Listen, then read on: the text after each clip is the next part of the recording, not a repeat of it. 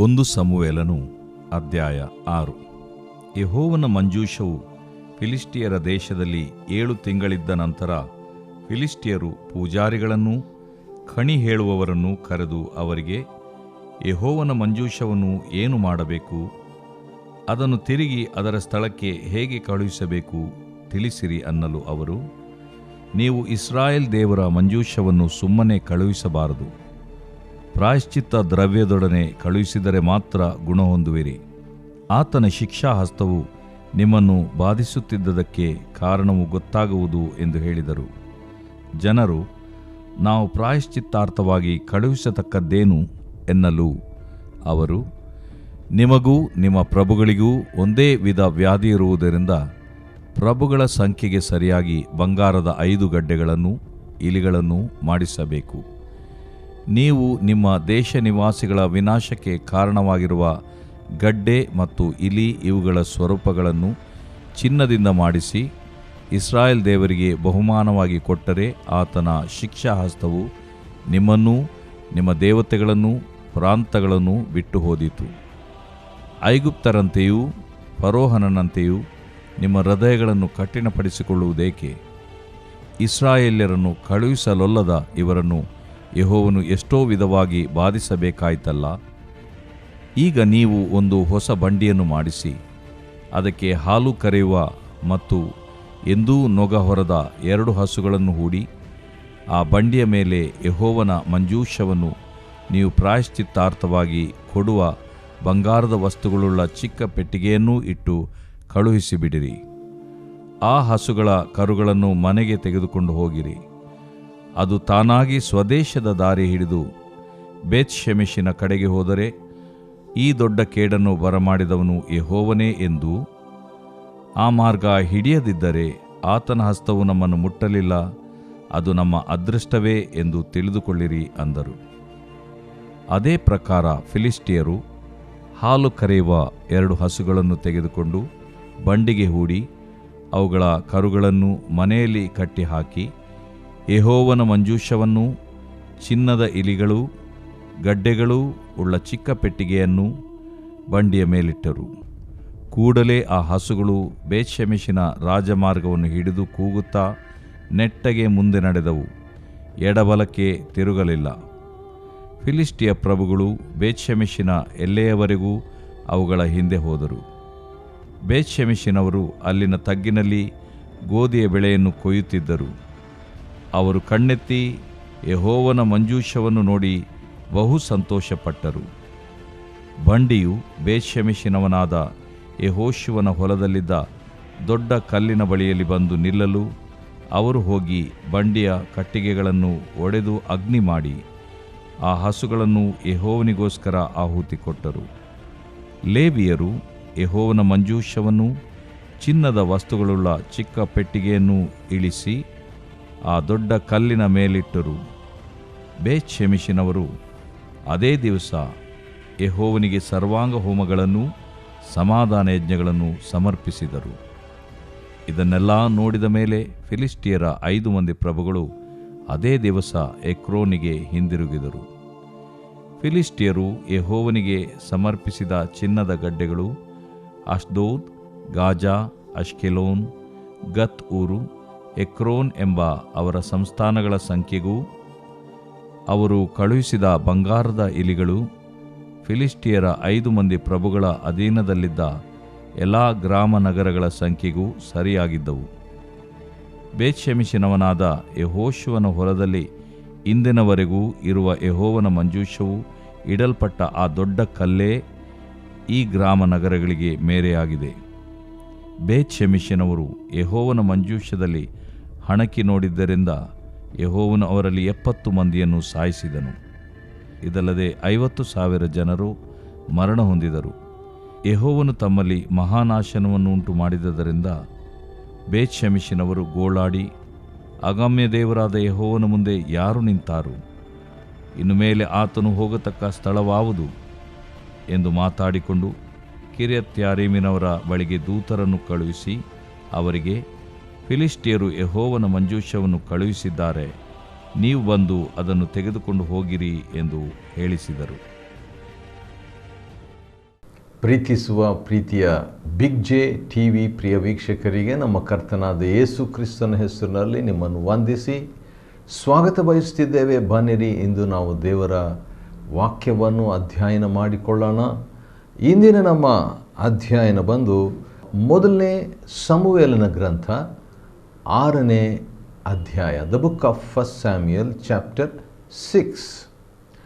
5ನೇ ಅಧ್ಯಾಯದಲ್ಲಿ ನಾವು ನೋಡುವುದಾದರೆ ಯಾವ ರೀತಿಯಾಗಿ ದೇವರ ಮಂಜೂಷವನ್ನು ಇಸ್ರಾಯೇಲರು ಸೋತು ಹೋದದ್ದರಿಂದ 4,000 ಜನರು ಅವರಲ್ಲಿ ಹತರಾದದ್ದರಿಂದ ಫಿಲಿಸ್ಟಿಯರಿಗೆ ವಿರುದ್ಧವಾಗಿ ಏನು ಮಾಡಬೇಕಂತ ಒಂದು ಯೋಚನೆ ಮಾಡಿಬಿಟ್ಟು ದೇವರ ಮಂಜೂಷವನ್ನೇ ಯುದ್ಧಕ್ಕೆ ತಗೊಂಡು ಬಂದುಬಿಡ್ತಾರೆ. ದೇವರ ಮಂಜೂಷವನ್ನೇ ಯುದ್ಧಕ್ಕೆ ತಗೊಂಡು ಬಂದಾಗ 4,000 ಅಲ್ಲ 30,000 ಜನರು ಇನ್ನಷ್ಟು ಹತರಾಗುತ್ತಾರೆ ಮತ್ತು ಒಟ್ಟು 34,000 ಜನರು ಸತ್ತು ಹೋಗ್ತಾರೆ. ಇಸ್ರಾಯೇಲರಲ್ಲಿ ವೈರಿಯ ಒಂದು ದಾಳಿಗೆ ಅವರು ಸೋತು ಹೋಗ್ತಾರೆ. ಯಾಕಂತ ಹೇಳಿದರೆ ಅವರು ಅಂದ್ಕೊಂಡ್ರು ದೇವರ ಮಂಜೂಷವನ್ನು ಯುದ್ಧಕ್ಕೆ ತಗೊಂಡು ಬಂದುಬಿಟ್ರೆ ಜಯ ಸಿಗ್ಬೋದು ಅಂದ್ಕೊಂಡು ಅವರು ಆ ರೀತಿಯಾಗಿ ಮಾಡಿದರು. ಇಲ್ಲ, ನಮ್ಮ ಮನಸ್ಸು ದೇವರೊಂದಿಗೆ ಇದ್ದರೆ ನಮಗೆ ಜಯ ಸಿಗುತ್ತದೆ. ನಮ್ಮ ಮನಸ್ಸು ದೇವರೊಂದಿಗೆ ಇಲ್ಲದೆ ದೇವರನ್ನು ಯೂಸ್ ಮಾಡಿಕೊಳ್ಳಿಕ್ಕೆ, ಇನ್ನೊಂದು ಸರಿ ಹೇಳ್ತೀನಿ, ನಾವು ಕೇವಲ ದೇವರನ್ನು ಉಪಯೋಗಿಸುವವರಾಗಿ ಇರಬಾರದು. ಇದನ್ನು ನಾನು ನಮ್ರವಾಗಿ ಭಕ್ತಿಯಿಂದ ಭಯಭಕ್ತಿಯಿಂದ ಹೇಳ್ತಿದ್ದೇನೆ. ಯಾಕಂದರೆ ದೇವರನ್ನು ನಾವುಗಳು ಉಪಯೋಗ ಮಾಡಬಾರ್ದು. ಯಾಕಂತ ಹೇಳಿದರೆ ಮತ್ತಾಯ 7ರಲ್ಲಿ ಸ್ವಾಮಿ ನಿನ್ನ ಹೆಸರಿನಲ್ಲಿ ನಾವು ಬೋಧನೆ ಹೇಳಲಿಲ್ವೇ, ದೆವ್ವ ಬಿಡಿಸಲಿಲ್ವೇ, ಅನೇಕ ಮಹತ್ ಕಾರ್ಯಗಳನ್ನು ಮಾಡಲಿಲ್ವೇ ಎಂದು ಆ ದಿನದಲ್ಲಿ ಎಷ್ಟೋ ಜನರು ಸೇವಕರು ಹೇಳಿದಾಗ ಯೇಸು ಕರ್ತನು ಅವರಿಗೆ, ನಿಮ್ಮ ಗುರುತು ನಾನೆಂದು ಕಾಣೆನು, ಧರ್ಮವನ್ನು ಮೀರಿ ನಡೆಯುವರೆ ನನ್ನಿಂದ ತೊಲಗಿ ಹೋಗಿರಿ ಎಂದು ಎಲ್ಲರ ಮುಂದೆ ಹೇಳಿಬಿಡುವೆನು ಎಂಬುದಾಗಿದೆ. ಅದೇ ಮಾತನ್ನು ಮೆಸೇಜ್ ಬೈಬಲ್ ಎಂಬಂಥ ಸರಳ ಭಾಷಾಂತರದಲ್ಲಿ ಏನಂತಿದೆ ಅಂದರೆ, ನೀವು ನನ್ನನ್ನು ಉಪಯೋಗಿಸಿಕೊಂಡಿದ್ದೀರಿ ಎಂಬುದಾಗಿದೆ. ಹೌದು, ನಾವು ದೇವರನ್ನು ಉಪಯೋಗಿಸಿಕೊಳ್ಳೋದಲ್ಲ, ದೇವರು ನಮ್ಮನ್ನು ಉಪಯೋಗಿಸಬೇಕು. ದೇವರನ್ನು ನಾವು ಉಪಯೋಗಿಸುವುದು ಅಥವಾ ದೇವರನ್ನು ದುರುಪಯೋಗ ಮಾಡಿಕೊಳ್ಳುವಂಥದ್ದು ಭಾಳ ಭಯಂಕರವಾದಂಥದ್ದು. ಯಾಕಂತೇಳಿದರೆ ಏಲಿಯು ಕೂಡ ತನ್ನ ಮಕ್ಕಳಿಗೆ ಒಂದು ಮಾತು ಹೇಳ್ತಾನೆ, ಅದು ಬಹಳ ಚೆನ್ನಾಗಿದೆ. ಅದು 2ನೇ ಅಧ್ಯಾಯ, ಮೊದಲನೇ ಸಮುವೇಲ 2ನೇ ಅಧ್ಯಾಯದಲ್ಲಿ ತನ್ನ ಮಕ್ಕಳಿಗೆ ಆತನು ಅಡ್ವೈಸ್ ಮಾಡುವಾಗ, ಮಕ್ಕಳೇ ಹೀಗೆ ಮಾಡಬಾರ್ದು, ಮನುಷ್ಯನಿಗೆ ಅಪರಾಧ ಮಾಡಿದರೆ ದೇವರು ಮಧ್ಯಸ್ಥಿಕೆಯನ್ನು ವಹಿಸುವನು, ಮನುಷ್ಯನು ಯೆಹೋವನಿಗೆ ಅಪರಾಧ ಮಾಡಿದರೆ ವಹಿಸುವವರು ಯಾರು, ಮಧ್ಯಸ್ಥಿಕೆ ವಹಿಸುವವರು ಯಾರು ಎಂಬಂಥ ಮಾತು ಮೊದಲನೇ ಸಮುವೇಲ 2:25ರಲ್ಲಿ ಏಲಿ ತನ್ನ ಮಕ್ಕಳಿಗೆ ಕೊಡುವಂಥ ಉಪದೇಶದಲ್ಲಿ ಇದೆ. ಆದರೆ ಮಕ್ಕಳು ತಂದೆಯ ಮಾತು ಕೇಳಲಿಲ್ಲ. ಅದರ ನಿಮಿತ್ತವಾಗಿ, ಹೌದು, ತಂದೆನೂ ಸ್ಟ್ರಾಂಗ್ ಆಗಿ ಗದರಿಸಬೇಕಾಗಿತ್ತು, ಲೈಟಾಗಿ ಗದರಿಸಿದ, ಹಗುರವಾಗಿ ಗದರಿಸಿದ. ಅದರ ನಿಮಿತ್ತವಾಗಿ ಅವರ ಮಕ್ಕಳಿಬ್ಬರು ಸತ್ತು ಹೋದರು ಮತ್ತು 4,000 + 30,000 ಜನರು, 34,000 ಜನರು ಇಸ್ರಾಯೇಲರಲ್ಲಿ, ದೇವಜನರಲ್ಲಿ ವೈರಿಯಿಂದ ಸೋತು ಹೋದರು, ಮರಣ ಹೊಂದಿದರು. ಮತ್ತು ಈ ರೀತಿ ಇದ್ದಾಗ ಶತ್ರುವಶ ಈ ಮಂಜೂಷವು ಅಂದರೆ ದೇವರ ಮಂಜೂಷವು, ದೇವರ ಸಾನ್ನಿಧ್ಯವನ್ನು ಸೂಚಿಸುವಂಥ ಮಂಜೂಷವು, ಅದು ಒಂದು ಸ್ಥಳದಿಂದ ಇನ್ನೊಂದು ಸ್ಥಳಕ್ಕೆ ಸ್ಥಳಾಂತರವಾಗ್ತಾ ಹೋಗ್ತಾ ಇದೆ. ಅದು ಮೊದಲು ಎಬೆನೇಜರ್ನಲ್ಲಿತ್ತು, ಅದಾದ ನಂತರ ಅದು ಅಷ್ಟೋದಿಗೆ ಹೋಗ್ತದೆ. ಅಲ್ಲಿ ಕೂಡ ದೇವರ ಹಸ್ತವು ಅವರಿಗೆ ವಿರೋಧವಾಗಿದ್ದರಿಂದ, ಅವರಿಗೆ ಗಡ್ಡೆ ರೋಗ ಬಂದದ್ದರಿಂದ ಹೇಗಾದರೂ ಮಾಡಿ ದೇವರ ಮಂಜೂಷವನ್ನು, ಇಸ್ರಾಯೇಲ್ ದೇವರ ಮಂಜೂಷವನ್ನು ಬೇರೆ ಕಡೆ ಕಳಿಸ್ಬಿಡ್ರಿ ಅಂತ ಹೇಳಿದ ತಕ್ಷಣ ಗತ್ ಊರಿಗೆ ಕಳಿಸ್ತಾರೆ. ಗತ್ ಅಂತ ಹೇಳಿದರೆ ತುಳಿಯೋ ಊರಿಗೆ ಕಳಿಸ್ತಾರೆ. ಅಲ್ಲಿ ಕೂಡ ದೇವರ ಹಸ್ತವು ಬಲವಾಗಿ ಅವರಿಗೆ ವಿರುದ್ಧವಾಗಿದ್ದರಿಂದ ಅವರಿಗೆ ಆ ಒಂದು ದೇವರ ಮಂಜೂಷವು ಅದು ಸಾಧಕವಾಗಿರಲಿಲ್ಲ, ಅದು ಬಾಧಕವಾಗಿತ್ತು. ಅದರ ನಿಮಿತ್ತವಾಗಿ ಅಲ್ಲಿ ಊರಿನವರಿಗೂ ಕೂಡ ಗಡ್ಡೆ ರೋಗಗಳು. ಕೊನೆಗೆ ಅವರು ಏನು ಮಾಡ್ತಾರೆ, ಎಕ್ರೋನಿಗೆ ಕಳಿಸ್ಬಿಡ್ತಾರೆ. ಎಕ್ರೋನ್ ಅಂತ ಹೇಳಿದ್ರೆ ನಿರ್ನಾಮ ಅಥವಾ ತೆಗೆದುಹಾಕು, ರದ್ದುಪಡಿಸುವ ಒಂದು ಊರಿಗೆ ಕಳಿಸ್ತಾರೆ. ಅಲ್ಲಿ ಕಳಿಸಿದರೆ ಏನಾಗ್ತದೆ ಅಂದರೆ ಅಲ್ಲಿನವರಿಗೂ ಕೂಡ ಅದೇ ಗಡ್ಡೆ ರೋಗ ಬಂದು ಮರಣ ಭಯ ಉಂಟಾಗಿ ಅವರ ಪ್ರಲಾಪ ಭೂಮಿಯಿಂದ ಆಕಾಶ ತನಕ ದೊಡ್ಡ ಪ್ರಲಾಪ, ದೊಡ್ಡ ಗೋಳಾಟ, ಭಯ. ಈ ಮಂಜೂಷದಿಂದ ದೇವರ ಸನ್ನಿಧಾನ ಭಯಪಡ್ತಕ್ಕದ್ದಲ್ಲ. ದೇವರ ಸನ್ನಿಧಾನದಿಂದ ನಾವು ಸಂತೋಷ, ಸಮಾಧಾನ, ಜಯ, ಕೃತಾರ್ಥತೆ, ಯಶಸ್ವಿ, ಪ್ರಶಾಂತತೆ, ವಿಶ್ರಾಂತಿ ಹೊಂದತಕ್ಕದ್ದು. ಆದರೆ ಇವರಿಗೆ ಭಯ, ಗೋಳಾಟ, ದುಃಖ, ಮರಣ ಈ ರೀತಿಯಾಗಿ ಇರುವಂಥದ್ದನ್ನು, ಪ್ರಲಾಪ ಮುಂತಾದದ್ದು ಇತ್ಯಾದಿಗಳನ್ನು ಅವರು ಹೊಂದಿದರು. ಯಾಕಂದರೆ ದೇವರೊಂದಿಗೆ ಅವರು ಅನ್ಯೋನ್ಯವಾಗಿರಲಿಲ್ಲ, ದೇವರನ್ನು ನಂಬಿರಲಿಲ್ಲ, ದೇವರನ್ನು ಮೆಚ್ಚುಗೆ ಅವರು ಮಾಡಿರಲಿಲ್ಲ. ದೇವರು ಹೇಳಿದ ಪ್ರಕಾರ ಅವರು ದೇವರ ಆ ಮಂಜೂಷವನ್ನು ತಕ್ಕೊಂಡು ಬಂದಿರಲಿಲ್ಲ. ಅದರಿಂದ ನಮಗೊಂದು ದೊಡ್ಡ ಪಾಠ, ದೇವ ಸಾನ್ನಿಧ್ಯ ಆಟೋಮೆಟಿಕ್ ಅಲ್ಲ, ಸ್ವಯಂ ನಿಯಂತ್ರಿತವಾದದ್ದಲ್ಲ. ದೇವರ ಸಾನ್ನಿಧ್ಯವನ್ನು ದುರುಪಯೋಗ ಮಾಡಿಕೊಳ್ಳಿಕ್ಕೂ ಸಾಧ್ಯ ಎಂಬಂಥ ಪಾಠ ಈ 5ನೇ ಅಧ್ಯಾಯ 1ನೇ ಸಮುವೇಲನ ಗ್ರಂಥದಲ್ಲಿದೆ. 6ನೇ ಅಧ್ಯಾಯಕ್ಕೆ ಬಂದಾಗ ನಾವೇನು ನೋಡ್ತೀವಿ, ಈ ಮಂಜೂಷದ ಅಂದರೆ ದೇವರ ಮಂಜೂಷದ ಕಥೆ ಎಲ್ಲಿಗೆ ಬಂತು, ಏನಾಯಿತು ಎಂಬುದಾಗಿ ನೋಡುವಾಗ, ಯೆಹೋವನ ಮಂಜೂಷವು ಫಿಲಿಷ್ಟಿಯರ ದೇಶದಲ್ಲಿ ಹೀಗೆ ಒಂದೊಂದು ಸ್ಥಳದಿಂದ ಇನ್ನೊಂದು ಸ್ಥಳಕ್ಕೆ ಸ್ಥಳಾಂತರವಾಗಿಬಿಟ್ಟು 7 ತಿಂಗಳು ಅದು ದೇವರ ಮಂಜೂಷವು ಫಿಲಿಷ್ಟಿಯರ ದೇಶದಲ್ಲಿ ಇದ್ದು ಬಿಡ್ತು. ಒಂದು ಪ್ರಶ್ನೆ ಏನಂತ ಹೇಳಿದರೆ, ಒಂದು ವಿಚಾರ ಬರ್ತಾ ಇದೆ. ಅದೇನಂತ ಹೇಳಿದ್ರೆ, ದೇವರ ಸಾನ್ನಿಧ್ಯವನ್ನು ಸೂಚಿಸುವ ಮಂಜೂಷವು ಫಿಲಿಷ್ಟಿಯರಲ್ಲಿ ಇದೆ ಅಂತ ಹೇಳುವಾಗ ಅದನ್ನು ವಿಚಾರಿಸುವುದಕ್ಕೆ ಯಾರೂ ಕೂಡ ಲಕ್ಷಾಂತರ ವಿಶ್ವಾಸಿಗಳಲ್ಲಿ, ಲಕ್ಷಾಂತರ ಇಸ್ರಾಯೇಲರಲ್ಲಿ ಒಬ್ಬರೂ ಬರಲಿಲ್ಲ. ಸರಿ ಇರಲಿ. ಆನಂತರ ಏನಾಯಿತು, ಈ ಫಿಲಿಷ್ಟಿಯರು ಏನು ಮಾಡ್ತಾರೆ, ತಮ್ಮ ಪೂಜಾರಿಗಳನ್ನು, ಕಣಿ ಹೇಳುವವರನ್ನು ಕರೆದು ಅವರಿಗೆ ಯೆಹೋವನ ಮಂಜೂಷವನ್ನು ಏನು ಮಾಡಬೇಕು, ಇದೇ ಆ ಕಾನ್ಫರೆನ್ಸ್, ಆ ಒಂದು ಸಮಾವೇಶದ ಒಂದು ಪ್ರಶ್ನೆಯಾಗಿ, ಥೀಮಾಗಿ, ವಿಷಯ ಧ್ಯೇಯವಾಗಿ ಇತ್ತು. ಯೆಹೋವನ ಮಂಜೂಷವನ್ನು ಏನು ಮಾಡಬೇಕು. ಅದರೊಂದಿಗೆ ಇನ್ನೊಂದು ಪ್ರಶ್ನೆ ಕೂಡ ಅವರಿಗಿತ್ತು. ಅದೇನಂತ ಹೇಳಿದರೆ, ಅದನ್ನು ಅಂದರೆ ದೇವರ ಮಂಜೂಷವನ್ನು, ಯೆಹೋವನ ಮಂಜೂಷವನ್ನು ತಿರುಗಿ ಅದರ ಸ್ಥಳಕ್ಕೆ ಹೇಗೆ ಕಳಿಸಬೇಕು ಎಂಬುದಾಗಿ ಪೂಜಾರಿಗಳನ್ನು, ಫಿಲಿಷ್ಟಿಯರು ತಮ್ಮ ಪೂಜಾರಿಗಳನ್ನು ಅವರು ಕೇಳಿದಾಗ ಅವರು ನೀವು ಒಳ್ಳೆಯ ಸಲಹೆ ಕೊಡ್ತಾರೆ. ಒಂದು ಒಳ್ಳೆಯ ಸಲಹೆಗಳು ಈ ಪೂಜಾರಿಗಳು ಕೊಡ್ತಾರೆ. ಉದಾಹರಣೆಗೆ ಅವರೇನು ಹೇಳ್ತಾರೆ, ನೀವು ಸುಮ್ಮನೆ ಹಾಗೆ ಕಳಿಸ್ಬಿಡಬಾರ್ದು. ಯೆಹೋವನ ಮಂಜೂಷವನ್ನು ನೀವೇನು ಮಾಡಬೇಕು, ಅದನ್ನು ಪ್ರಾಯಶ್ಚಿತ್ತದೊಂದಿಗೆ ಕಳಿಸ್ಬೇಕಂದರೆ ಪ್ರಾಯಶ್ಚಿತ್ತ ದ್ರವ್ಯದೊಡನೆ ಕಳುಹಿಸಿದರೆ ಮಾತ್ರ ನಿಮಗೆ ಗುಣವಾಗ್ತದೆ ಎಂಬುದಾಗಿ ಒಂದು ಒಳ್ಳೆಯ ಸಲಹೆಯನ್ನು ಅವರು ಕೊಡ್ತಾರೆ.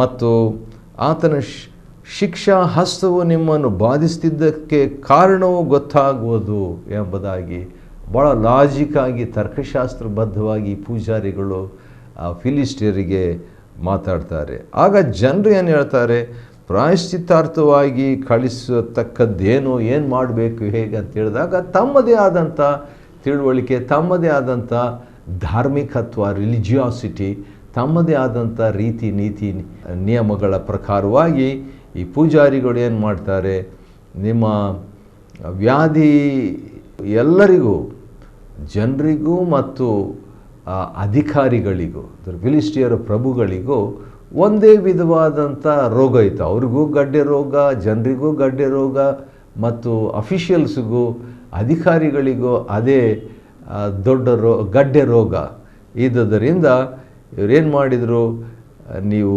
5 ಗಡ್ಡೆಗಳನ್ನು ಮತ್ತು ಇಲಿಗಳನ್ನು ಮಾಡಿಸ್ಬೇಕಂತ. ಯಾಕಂದರೆ ಫಿಲಿಸ್ಟಿಯರಿಗೆ ಒಂದು 5 ದೊಡ್ಡ ದೊಡ್ಡ ಪ್ರಾಂತಗಳಿದ್ದವು. ಆ ದೇಶದಲ್ಲಿ 5 ಪ್ರಧಾನರಿದ್ದರು, 5 ಮಂದಿ ಪ್ರಭುಗಳಿದ್ದರು. ಆದ ಕಾರಣ 5 ಬಂಗಾರದ ಗಡ್ಡೆಗಳನ್ನು ಇಲಿಗಳನ್ನು ಮಾಡಿಸಬೇಕಂತ ಹೇಳಿದರು. ಸರಿ, ಅಂದರೆ ಅವ್ರ ಪ್ರಕಾರವಾಗಿ. ಆನಂತರ ಗಡ್ಡೆ ಮತ್ತು ಇಲಿ ಇವುಗಳ ಸ್ವರೂಪಗಳನ್ನು ಚಿನ್ನದಿಂದ ಮಾಡಿಸಿ ಇಸ್ರಾಯೇಲ್ ದೇವರಿಗೆ ಬಹುಮಾನವಾಗಿ ಕೊಟ್ಟರೆ, ಅಂದರೆ ಅವ್ರ ಪ್ರಕಾರ ದೇವರಿಗೇನು ಬಹುಮಾನ ಬೇಕಾಗಿಲ್ಲ, ಭೂಮಿಯು ಅದರಲ್ಲಿರುವಂಥದ್ದೆಲ್ಲವೂ ಯೆಹೋವನದೇ, ಎಲ್ಲ ಆತನಿಗೆ ಸೇರಿದ್ದ, ಆತನಿಗೇನು ಬಹುಮಾನ ಕೊಡಬೇಕಾಗಿಲ್ಲ. ಆದರೆ ಇವರ ಒಂದು ರೀತಿ ಅಥವಾ ಇನ್ನೊಂದು ಸ್ಪಷ್ಟವಾಗಿ ಹೇಳಬೇಕಾದ್ರೆ ಈ ಪೂಜಾರಿಗಳ ಒಂದು ಮನೋಭಾವನೆ ಏನಂತ ಹೇಳಿದ್ರೆ, ಸ್ವಲ್ಪ ಮಟ್ಟಿಗೆ ಅವರು ಇಸ್ರಾಯೇಲರ ಚರಿತ್ರೆಯನ್ನು ತಿಳಿದಿರಬೇಕು, ಓದಿರಬೇಕು, ಇಸ್ರಾಯೇಲರ ಪದ್ಧತಿಯನ್ನು ಸ್ವಲ್ಪ ಮಟ್ಟಿಗೆ ಅವರಿಗೆ ಗೊತ್ತಿರಬೇಕು. ಆದ ಕಾರಣ ತಮ್ಮದೇ ಆದ ರೀತಿಯಲ್ಲಿ ಒಂದು ಮಿಶ್ರವಾಗಿ ಕೆಲವು ಸಲಹೆಗಳನ್ನು ಕೊಡ್ತಾರೆ. ಮತ್ತು ಇಸ್ರಾಯೇಲ್ ದೇವರಿಗೆ ನೀವು ಬಹುಮಾನವಾಗಿ ಕೊಟ್ಟರೆ ಆತನ ಶಿಕ್ಷಾ ಹಸ್ತವು ನಿಮ್ಮನ್ನು, ನಿಮ್ಮ ದೇವತೆಗಳನ್ನು, ನಿಮ್ಮ ಪ್ರಾಂತಗಳನ್ನು ಬಿಟ್ಟು ಹೋಗ್ತದೆ ಎಂಬುದಾಗಿ ಹೇಳಿದರು. ಒಳ್ಳೆಯ ಒಂದು ಸಲಹೆ.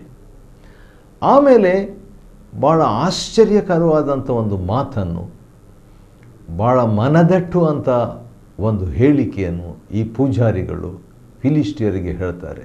ಅದೇನಂತ ಕೇಳಿಸ್ಕೊಳ್ಳೋಣವೇ. 1 ಸಮುವೇಲ 6:6 ನೆನಪಿಟ್ಕೊಳ್ಳಿಕ್ಕೆ ಈಸಿ. 6:6 ಏನಂತ ಹೇಳ್ತಾರೆ? ಐಗುಪ್ತ್ಯರಂತೆ, ಐಗುಪ್ತದ ಈಜಿಪ್ಟಿನ ಒಂದು ಚರಿತ್ರೆ ಇವರಿಗೆ ಗೊತ್ತಿದೆ ರೀ. ಅಂದರೆ ಪೂಜಾರಿಗಳಾಗಿದ್ದರೂ ಹಿಸ್ಟ್ರಿ ಗೊತ್ತಿದೆ. ಕೇವಲ ಧಾರ್ಮಿಕತ್ವ, ರಿಲಿಜಿಯಾಸಿಟಿ ಅಷ್ಟೇ ಅಲ್ಲ, ಹಿಸ್ಟಾರಿಸಿಟಿ, ಆ ಒಂದು ಚಾರಿತ್ರಿಕವಾದಂಥ ಘಟನೆ ಕೂಡ ಇವರಿಗೆ ನೆನಪಿದೆ. ಆದ ಕಾರಣ ಏನು ಹೇಳ್ತಾರೆ? ಐಗುಪ್ತರಂತೆಯೂ, ಅಂದರೆ ಈಜಿಪ್ಟಿನವರಂತೆಯೂ, ಫರೋಹನಂತೆಯೂ, ಫರೋಹನ ಅಂದರೆ ಐಗುಪ್ತ ದೇಶಕ್ಕೆ ದೇಶಾಧಿಪತಿಯಾಗಿದ್ದಂಥ ಫರೋಹನಂತೆಯೂ ನಿಮ್ಮ ಹೃದಯಗಳನ್ನು ಕಠಿಣಪಡಿಸಿಕೊಳ್ಳುವುದೇಕೆ? ನಾನು ತಿಳ್ಕೊಂಡೆ ಫರೋಹನು ಮಾತ್ರ ಹೃದಯ ಕಠಿಣ ಮಾಡಿಕೊಂಡಿದ್ದಾನಂತ ಹೇಳ್ಬಿಟ್ಟು, ಆದರೆ ಈಜಿಪ್ಟಿನವರು ಕೂಡ ಹೃದಯ ಕಠಿಣ ಮಾಡಿಕೊಂಡಿದ್ದಾರೆ ಅಂತ ಹೇಳಿಬಿಟ್ಟು ಈಜಿಪ್ಟ್ ಚರಿತ್ರೆಯನ್ನು ತಿಳ್ಕೊಂಡಂಥ ಈ ಪೂಜಾರಿಗಳ ಒಂದು ಮಾತು. ಸರಿ ಇರಲಿ, ಅಂದರೆ ನೀವು ಕಠಿಣ ಅವರಿಂದ ಕಲೀರಿ, ಆ ಈಜಿಪ್ಟ್ನವರಿಂದ, ಫರೋಹನಿಂದ ಕಲೀರಿ ಫಿಲಿಸ್ಟಿಯರೇ, ನೀವು ಹೃದಯ ಕಠಿಣ ಮಾಡಿಕೊಳ್ಬೇಡ್ರಿ ಅವರಂತೆ. ಕಾರಣ ಏನು? ಇಸ್ರಾಯೇಲರನ್ನು ಕಳುಹಿಸಲೊಲ್ಲದ ಇವರನ್ನು, ಯಾರನ್ನು? ಇವರನ್ನು ಅಂತ ಹೇಳಿದರೆ ಈಜಿಪ್ಟಿನವರನ್ನು ಅಥವಾ ಐಗುಪ್ತ್ಯರನ್ನು ಪ್ಲಸ್ ಫರೋಹನನ್ನು ಯೆಹೋವನು ಎಷ್ಟು ವಿಧವಾಗಿ ಬಾಧಿಸಬೇಕಾಯ್ತಲ್ಲ. ಹಾಗಾದರೆ ಆ 10 ಪೀಡೆಗಳನ್ನು ಅಥವಾ 10 ನ್ಯಾಯ ತೀರ್ಪುಗಳನ್ನು ದೇವರು, ಶಿಕ್ಷೆಗಳನ್ನು ದೇವರು, 10 ಅದ್ಭುತಗಳನ್ನು ದೇವರು ಮಾಡಿದ್ನಲ್ಲ, ಅದೆಲ್ಲ ಕೂಡ ಈ ಪೂಜಾರಿಗಳಿಗೆ ಸ್ವಲ್ಪ ಮಟ್ಟಿಗೆ ಮಾಹಿತಿಯಾಗಿ ಬಂದಿದೆ. ಆದ ಕಾರಣ ದೇವರು ಏನೆಲ್ಲ ಬಾಧಿಸಬೇಕಾಯ್ತು, ಯಾಕಂದರೆ ಅವರು ಕಠಿಣವಾದ ಹೃದಯ ಹೊಂದಿದವರಾಗಿದ್ದರು ಐಗುಪ್ತ್ಯರು ಮತ್ತು ಫರೋಹನು ಕೂಡ ಅಂತ ಹೇಳಿಬಿಟ್ಟು ಏನು ಹೇಳ್ತಾರೆ, ಈಗ ಪ್ರಾಕ್ಟಿಕಲ್ ಆಗಿ ಒಂದು ಸಲಹೆ ಕೊಡ್ತಾರೆ. ಅದೇನೆಂದರೆ, ಈಗ ಒಂದು ಹೊಸ ಬಂಡಿ ತಗೊಳ್ರಿ, ಹೊಸ ಬಂಡಿ ಮಾಡಿಸಿ ಅದಕ್ಕೆ ಹಾಲು ಕರೆಯುವ ಮತ್ತು ಎಂದು ನೊಗ ಹೊರದ 2 ಹಸುಗಳನ್ನು, ಎಂದು ನೊಗ ಹೊರದ 2 ಹಸುಗಳು ಎಂಬುದಾಗಿ ಅವರು ಹೇಳಿದಾಗ ನನಗೆ ಒಂದು ವಾಕ್ಯ ನೆನಪಿಗೆ ಬರ್ತಿದೆ. ಅದು ಅರಣ್ಯಕಾಂಡದಲ್ಲಿರುವಂಥ ಒಂದು ವಾಕ್ಯ, 19ನೇ ಅಧ್ಯಾಯ 2ನೇ ವಚನದಲ್ಲಿ ಯೆಹೋವನು ಮೋಶೆಗೆ ಮತ್ತು ಮೋಶೆ ಆರೋನರಿಗೆ ಹೀಗೆ ಆಜ್ಞಾಪಿಸಿದಂದರೆ, ದೇವರು ಆ ದಿವಸಗಳಲ್ಲಿ ಇಸ್ರಾಯೇಲರ ನಾಯಕರಿಗೆ ಏನಂತ ಹೇಳಿದಂಥ ಮಾತು ಇದು. Aranyakanda, book of numbers, chapter 19 verse 2, ಯೆಹೋವನಾದ ನಾನು ಒಂದು ವಿಧಿಯನ್ನು ನೇಮಿಸಿದ್ದೇನೆ. ದೇವರು ತನ್ನ ಬಗ್ಗೆ ಪರಿಚಯ ಮಾಡಿಸ್ಕೊಂಡು, ಇಂಟ್ರೊಡ್ಯೂಸ್ ಮಾಡಿಕೊಂಡು ಒಂದು ಮಾತು ದೇವರು ಹೇಳ್ತಿದ್ದಾರೆ. ಅದೇನೆಂದರೆ, ಎಂದೂ ನೊಗವನ್ನು ಹೊರದ ಮತ್ತು ಯಾವ ಕುಂದುಕೊರತೆಯಿಲ್ಲದ ಕೆಂದಾಕಳನ್ನು ನಿನಗೆ ತಂದು ಕೊಡಬೇಕೆಂದು ಇಸ್ರಾಯೇಲರಿಗೆ ಆಜ್ಞಾಪಿಸು. ನೋಡ್ರಿ, ಸ್ವಲ್ಪ ಮಟ್ಟಿಗೆ ಮೋಶೆಯ ಧರ್ಮಶಾಸ್ತ್ರದ ಕೆಲವು 100% ಅದನ್ನು ಇವರು ಪಾಲಿಸ್ತಿದ್ರು. ಸ್ವಲ್ಪ ಮಟ್ಟಿಗೆ ಅದರಿಂದ ಸ್ವಲ್ಪ ಐಡಿಯಾ ತಗೊಂಡು ಏನು ಹೇಳ್ತಿದ್ದಾರೆ, ಎಂದು ನೊಗ ಹೊರದ 2 ಹಸುಗಳನ್ನು ಎಂಬುದಾಗಿ ಹೇಳ್ತಾರೆ. ಅದನ್ನು ಹೂಡಿ ಆ ಬಂಡಿಯ ಮೇಲೆ, ಅಂದರೆ ಹೊಸ ಬಂಡಿಯ ಮೇಲೆ, ಯೆಹೋವನ ಮಂಜೂಷವನ್ನು ನೀವು ಪ್ರಾಯಶ್ಚಿತ್ತವಾಗಿ ಕೊಡುವ ಬಂಗಾರದ ವಸ್ತುಗಳುಳ್ಳ ಚಿಕ್ಕ ಪೆಟ್ಟಿಗೆಯನ್ನು ಇಟ್ಟು ಕಳಿಸಿಬಿಡ್ರಿ ಎಂಬುದಾಗಿ ಹೇಳ್ತಾರೆ. ಯಾರು? ಈ ಪೂಜಾರಿಗಳು, ಫಿಲಿಸ್ಟಿಯರ ಪೂಜಾರಿಗಳು ಫಿಲಿಸ್ಟಿಯರಿಗೆ ಹೇಳ್ತಾರೆ. ಆಮೇಲೆ ಇನ್ನೊಂದು ಮಾತನ್ನು ಕೂಡ ಅವರು ಹೇಳ್ತಾರೆ, ಭಾಳ ಆಶ್ಚರ್ಯ ಅದು. ಆ ಬಂಡಿ ತಾನಾಗಿ ಸ್ವದೇಶದ ದಾರಿ ಹಿಡಿದು ಬೇತ್ ಶಮೀಷಿನ ಕಡೆಗೆ ಹೋದರೆ, ಬೇತ್ ಅಂದರೆ ಮನೆ, ಶಮೀಸ್ ಅಂತ ಹೇಳಿದ್ರೆ ಸೂರ್ಯ, ಆದ ಕಾರಣ ಹೌಸ್ ಆಫ್ ಸನ್ ಅಂದರೆ ಸೂರ್ಯ ಮನೆ ಎಂಬಂಥ ಒಂದು ಅರ್ಥ ಕೊಡುವಂಥ ಪದ ಇದು. ಬೇತ್ ಶಮೀಷ್ ಕಡೆಗೆ ಹೋದರೆ ಈ ದೊಡ್ಡ ಕೇಡನ್ನು ಬರಮಾಡಿದವನು ಯೆಹೋವನೇ ಎಂದು ತಿಳ್ಕೊಳ್ರಿ. ಹೌದು, ಇಸ್ರಾಯೇಲ್ ದೇವರಾದ ಸತ್ಯ ದೇವರಾಗಿರುವ ಆ ಯೆಹೋವನೆಂದರೆ ಇರುವಾತನೇ ಆಗಿದ್ದೇನೆ ಎಂಬಾತನು ಎಂದು ಹೇಳಿದ ಆತನು, ಇರುವಾತನೇ ಆಗಿರುವಾತನು. ಹೌದು, I am that he that I am. ಆದ ಕಾರಣ ಇರುವಾತನೇ ಆಗಿರುವ ದೇವರೇ ಇದನ್ನೆಲ್ಲ ನಮಗೆ ಕಳಿಸಿದ್ದು, ಈ ಗಡ್ಡೆ ರೋಗಗಳನ್ನೆಲ್ಲ ನಮಗೆ ನ್ಯಾಯ ತೀರ್ಪಾಗಿ, ಶಿಕ್ಷೆಯಾಗಿ ಎಂಬುದು ನಿಮಗೆ ಗ್ಯಾರಂಟಿ. ಒಂದು ವೇಳೆ ಆ ಬಂಡಿ ಆ ಮಾರ್ಗ ಹಿಡಿಯದಿದ್ದರೆ, ಅಂದರೆ ಬೇತ್ ಶಮೀಸ್ ಆ ಒಂದು ಸೂರ್ಯನ ಮನೆ ಎಂಬ ಅರ್ಥವಿರುವಂಥ ಹೆಸರಿನ ಊರಿಗೆ ಅದು ಹೋಗದಿದ್ದರೆ, ಅದರ ಅರ್ಥ ಏನು? ಆತನ ಹಸ್ತವು ನಮ್ಮನ್ನು ಮುಟ್ಟಲಿಲ್ಲ ಅಂತ ನಿಮ್ಗೆ ಗ್ಯಾರಂಟಿ ಅಂತ ಆ ರೀತಿಯಾಗಿ ಒಂದು ಸಲಹೆ ಕೊಡ್ತಾನೆ ರೀ. ಅದನ್ನಿಟ್ಟು ಕೂಡಲೇ ಆ ಹಸುಗಳು ಏನಾಯಿತು, ಬಂಡಿ ಸ್ಟಾರ್ಟ್ ಆದಾಗ ಬೆತ್ ಶಮೀಸಿನ ಮಾರ್ಗವಾಗಿ, ರಾಜಮಾರ್ಗವಾಗಿ ಹೋಯ್ತು ರೀ. ಆವಾಗ ಅದು ಗ್ಯಾರಂಟಿ ಆಯಿತು ಅವ್ರಿಗೆ, ಏನಂತ, ಇದು ಯೆಹೋವ ದೇವರೇ, ಸತ್ಯ ದೇವರೇ ಆತನು ಎಂಬಂಥ ಒಂದು ಮನದಟ್ಟ ಆತನಿಂದನೇ ಇದಾಗಿದ್ದು, ಆತನ ಶಿಕ್ಷೆ ಇದು, ಆತನ ಶಿಕ್ಷಾ ಹಸ್ತವು ಇದು ಅಂತ ಅವರಿಗೆ ಗೊತ್ತಾಯಿತು. ಬೆತ್ ಶಮೀಸ್ನ ಅವುಗಳ ಹಿಂದೆನೇ ಅವರು ಹೋಗ್ತಾ ಇದ್ದಾರೆ. ಈ ಹಿಂದೆನೇ ಹೋಗಿ ಏನಾಗ್ತಾ ಇದೆ ಅಂತ ನೋಡಿ ಹೋಗ್ತಾ ಇದ್ದಾರೆ. ಆನಂತರ ಬೆತ್ ಶಮೀಸ್ನವರು ಅಲ್ಲಿನ ತಗ್ಗಿನಲ್ಲಿ ಗೋಧಿಯ ಬೆಳೆಯನ್ನು ಕೊಯ್ತಾ ಇದ್ದರು. 7 ತಿಂಗಳು ದೇವರ ಒಂದು ಮಂಜೂಷೆ ಇಲ್ಲದೆ ಅಡ್ಜಸ್ಟ್ ಮಾಡ್ಕೊಂಡು ಇವರು ಇದ್ದಾಗ, ಇದ್ದಕ್ಕಿದ್ದಂತೆ ದೇವರ ಮಂಜೂಷೆ ಬಂದುಬಿಡ್ತು ಹೊಲದ ಹತ್ರ. ಅದನ್ನು ನೋಡಿ ಬಹು ಸಂತೋಷಪಟ್ಟರು. ಬೆತ್ ಶಮೀಸ್ನವರು ಭಾಳ ಸಂತೋಷಪಡ್ತಾರೆ ರೀ. 6ನೇ ಅಧ್ಯಾಯ 13ನೇ ವಚನ.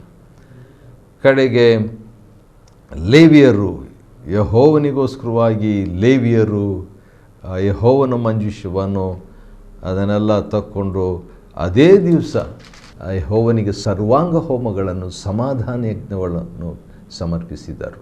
ಫಿಲಿಸ್ಟಿಯರ 5 ಮಂದಿ ಪ್ರಭುಗಳು ಅದೇ ದಿವಸ ಎಕ್ರೋನಿಗೆ ಹಿಂದಿರುಗಿದನ್ನೆಲ್ಲ ನೋಡಿಬಿಟ್ಟು ಆನಂತರ ಅವರು ಹೋದರು. ಆ ಸಂದರ್ಭದಲ್ಲಿ ಕೆಲವರು ಕ್ಯೂರಿಯಾಸಿಟಿ, ಈಗ ಅಂದರೆ ಕುತೂಹಲ, ಅದರಿಂದ ಅದನ್ನು ಏನಿದೆ ಒಳಗೆ ಅಂತ ನೋಡಿಬಿಟ್ಟು ಅವರನ್ನು ಕೂಡ ದೇವರು ಶಿಕ್ಷಿಸಬೇಕಾಯಿತು. ಆ ರೀತಿಯಾಗಿ 1ನೇ ಸಮುವೇಲ 6ನೇ ಅಧ್ಯಾಯ ಮುಕ್ತಾಯವಾಗ್ತದೆ. 1ನೇ ಸಮುವೇಲ 6ನೇ ಅಧ್ಯಾಯವನ್ನು ಅಧ್ಯಯನ ಮಾಡುವಂತೆ ದೇವರು ಕೊಟ್ಟ ಕೃಪೆಗಾಗಿ ಆತನಿಗೆ ಸ್ತೋತ್ರವಾಗಲಿ. ದೇವರು ನಿಮ್ಮನ್ನು ಆಶೀರ್ವದಿಸಲಿ.